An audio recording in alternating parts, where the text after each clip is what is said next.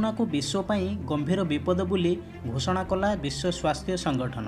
सारा विश्व रे एबे कोरोना भाइरस आतंक खेली रही बेले विश्व स्वास्थ्य संगठन WHO पक्षरु एहाको एक गंभीर विपद बोली घोषणा करा जायछि।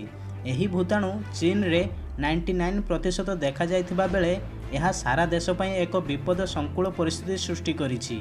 एही भूताणु उपरे 400 गवेषक मिसी गवेषणा करिबा परे भाइरस किपरि व्यापिला ताहा किछि मात्रा रे जणा पड़िछि। प्रथमे चीन रे 2019 डिसेम्बर 31 तारिख रे एही मारात्मक भाइरस चिन्हट होइतिला।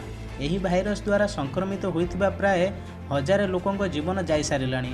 25 देश रे 42,000 ऊर्ध्व लोक एही भाइरस द्वारा आक्रांत अछंती। एही भाइरस सह लड़िबा पई एजापत जेपरि कोनोसी प्रतिषेधक तैयारी करा जाई पारि नाही।